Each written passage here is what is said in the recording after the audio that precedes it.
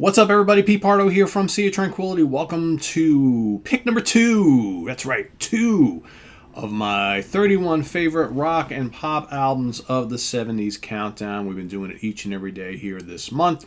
August of 2023, 31 days in the month. I picked out my favorite 31 rock and pop albums.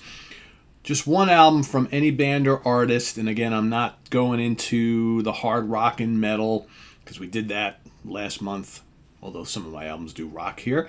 Not the progressive rock albums, we did that a couple months ago. Not the southern rock albums, we did that a couple months ago. Not the jazz or jazz fusion albums, right? So just the general rock and pop albums. A lot of great ones, including this one, which, this band made my list last month for another one of their albums. That's what's great about this band, because they've got albums that can almost fit into every category.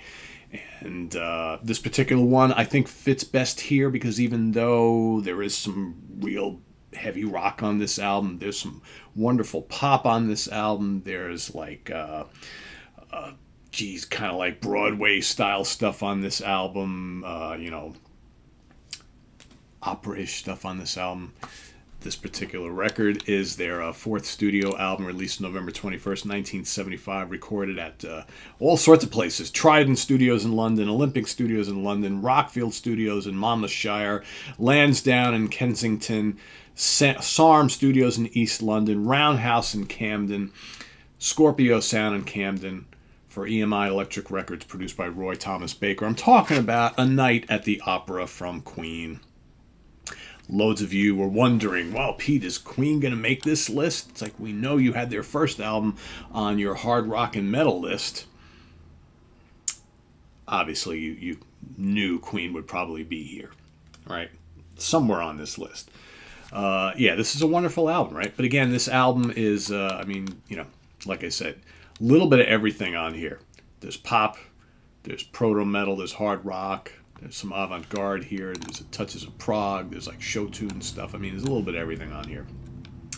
And of course, the band is Freddie Mercury on lead vocals, backing vocals, piano, Brian May, electric guitar, acoustic guitar, lead and backing vocals, Roger Taylor, drums, percussion, lead and backing vocals, and John Deacon on bass guitar, electric piano, backing vocals, right? Just a very, very amazing, well-textured, varied album, all full of stuff, right? This was the album where the record label basically said to the band, it's like, you guys got to come up with a winner, because we're 3 albums in, you're not busting up the charts yet, and we're investing a lot in you, we're not getting the return, so you better come up with something good. Something good. Those first 3 albums, man. Woo! There's plenty of something good on those albums. But on this album is where, the kind of the breakthrough finally happened. But, at first the record label was kind of like, what is this you gave us? This potpourri of all sorts of different things, right? But this really struck a chord with the audiences, right? Death on Two Legs, dedicated to hard rockin' opener, man. I love Death on Two Legs. Such a cool song, amazing vocal from Freddie. Freddie, of course, just coming into his own in an amazing way. And then, of course, you have the lazing on a Sunday afternoon. It's amazing how, Brian could do these, really whimsical, quirky guitar solos that kind of follow the lead melody line of the song and just sound amazing doing so in these weird little ditty songs that they did. Because there's a lot of those on this song, right? On this album. Lazing on a Sunday afternoon. You got I'm in Love with My Car, of course, right? A Roger Taylor song, singing the lead vocals as well. I always liked Roger's voice, though. It was always cool to hear him on a song or two on every album, right? Or sometimes you didn't get bad at all, but especially on the earlier stuff, you heard him a bit here and there. I'm in Love with My Car is just a really cool, fun song about loving cars, right? You're My Best Friend. Right here is where John Deacon starts to show that he is a great writer of just memorable pop songs. I'm in Love My Car, one of their endearing, long-standing radio classics, right? Great song. 39, more of kind of like a folk song. It's a Brian May track, right? Love 39. So good. Dun, dun, dun, dun. Love the chord progression. Love the vocals. Really good. Then you got the hard rockin' Sweet Lady, another one of the burners on the album. And then, of course, another one of those whimsical little pieces, Seaside Rendezvous. Right, it's these kind of things, right? These kind of like vaudevillian type of opera type of weirdness that is kind of permeated all through this album in spots, right? It kind of gives this album its depth. Over on side 2, the Prophet song.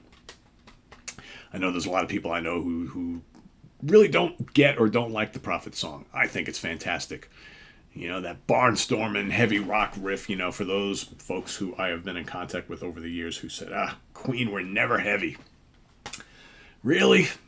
Have you ever heard the Prophet song? Have you ever heard Ogre Battle? Have you ever heard Death on Two Legs? Have you ever heard Sweet Lady? Have you ever heard Stone Cold Crazy? Have you ever heard Son and Daughter? Have you ever heard Liar? You ever heard Keep Yourself Alive? I can go on and on and on. Anyway, Prophet song is so big and heavy and doomy and epic, and then you got that weird kind of like a cappella thing at the end. And now I know. I mean, call and answer and all this stuff going on. I mean, the Prophet song to me is amazing. Yeah, maybe is a tad too long, perhaps. I still think it's great.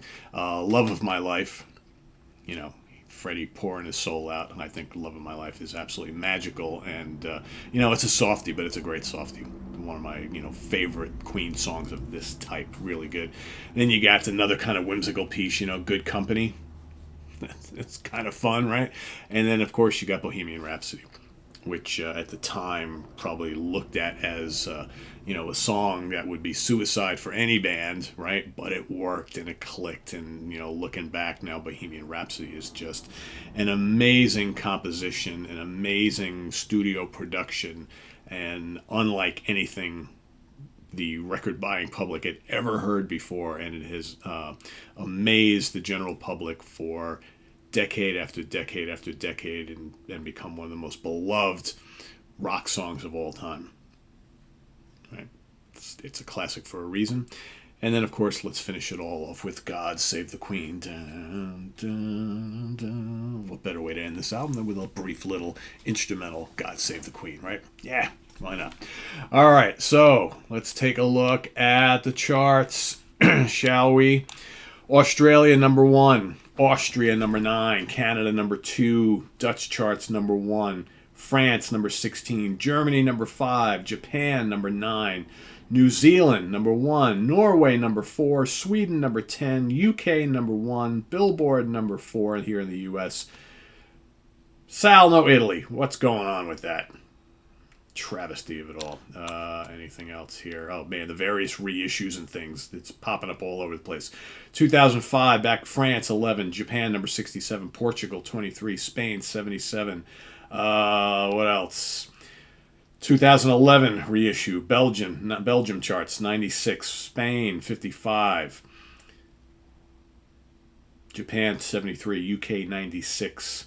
2018, it makes it to number 86 on the Irish charts. Pumps back into the Billboard charts in 2018 at number 41. 2019, back in Belgium, number 59. Oh, here we go, Sal. Italy. 2019 reissue, right? Or whatever. There's been so many reissues of this, or whatever the case. No, probably. You know what it was in 2019? Isn't that when the Freddie Mercury movie, the Queen movie, came out? Yes, I think We Will Rock You. Okay, so that's the reason. So when We Will Rock You was released in the theaters, this popped back into the charts in Belgium at 59. Italy finally got one with the program, Sal, number 33, and in Switzerland, number 69. Certifications. Woo! All right, we got a lot of them here. All right, strap yourselves in. Australia, gold, 20,000 units sold. Argentina, platinum, 60,000. Argentina, the Hollywood Records re-release, which is this one I'm holding right in my hand, and this was in 1991. This jumped back on the charts and went platinum once again. 60,000 units sold in Argentina. Austria, gold, 25,000 units sold. Belgium, gold, 25,000 units sold. Canada, 3 times platinum, triple platinum, 300,000 units sold. Denmark, platinum, 30,000 units sold. Denmark, again on the re-release, platinum again, another 20,000 units sold. Finland, gold, 20,000 units. Germany, platinum, 500,000 units sold. 500,000.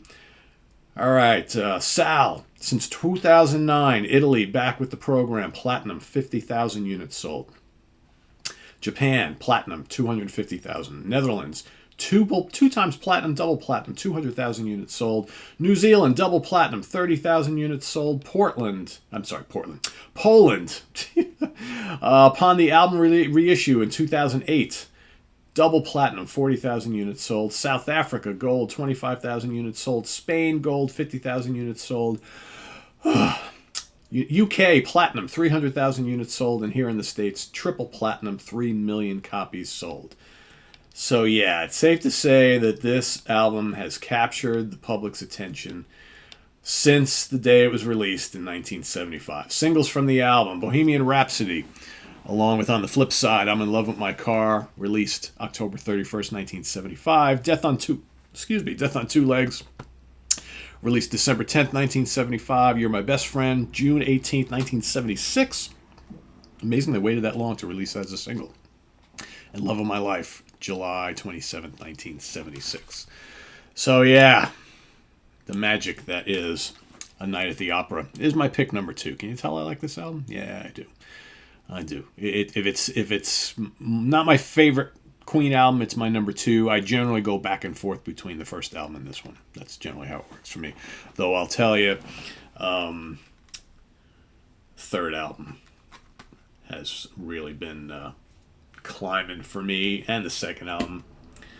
You know, those are generally my 4. The first 4 are my 4 favorites. You know, Queen, Queen 2, Sheer Heart Attack, and A Night at the Opera. To me, those 4 are absolutely amazing. But you know what? The Day at the Races rules too. News of the World is really good. I love jazz, right? So it's all those albums for me are just top notch. I like The Game too. Some stuff on The Game I don't really care for, but overall The Game is really good. And then, you know, all the rest of the albums have tons of good material and some stuff that I don't really care about all that much. But yeah, those first bunch, tremendous. So, wow, almost a 12-minute video talking about A Night at the Opera today. Visit us on the web at www.seatranquility.org. We're on Facebook, we're on YouTube, all together, all the damn time. Please subscribe if you haven't already, and click on that notification bell so you get alerted of all of our content as it posts. And please do hit the like button before you leave. Also, down below we get the links to our Ko-Fi page for channel donations, our Cameo page for personalized videos, and our merch page where you can get. I realized I was gonna hold off on this till Steve, Simon, and I could show it off together, but man, it's just like, you know, when we do the every 2-week recording thing, you know, we've all had our shirts for weeks now, and it's just like, so here it is, the new UK Connection shirt, right? Of course, it's got to talk about music, it's got to talk about beer. It looks like a kind of like a can of beer label, right? So the UK Connection, Stephen, Pete, and Simon, best served chilled, 7% ABV. Well, that's a little high for me, but I'll take it. And SOT presents great music, great beer, the UK Connection. That's us. So yeah, so you can get one of these down at the link below. If you're a supporter of the UK Connection show, please show us your support by grabbing a shirt when you get a chance if you can, and wear it proudly out there in the wild. And we'll see you real soon here. Number 1 is tomorrow, right? 31st of the month, my favorite rock and pop album of the 70s. Can you guess what it's going to be? Not many of you have. I've seen some of these other ones popping up, but not many of you have. So I'll give you a little hint. It's an album that I almost included on my hard rock and metal album countdown, and I love it. Didn't quite think it was heavy enough for that, so I've put it on this one. It's got its hard rock on it. For the most part, it's bluesy and psychedelic, but yeah, that's why it's on this countdown. That's why it's my number 1. It's coming up tomorrow, so stay tuned for that and more. But in the meantime, let us know what you think of Night of the Opera, as well as your pick for today, pick number 2, and we'll see you tomorrow morning for the grand finale of my favorite 31 rock and pop albums of the 70s countdown. And then, of course, Friday we move into the 60s. My favorite albums of the 60s coming up in the month of September. Till then, I'm Pete Pardo. Thanks for watching, everybody. Don't touch that dial. We got a slew of new releases for you here today. Lots of them. So hope you catch all of them. We'll see you on the flip side. Bye-bye.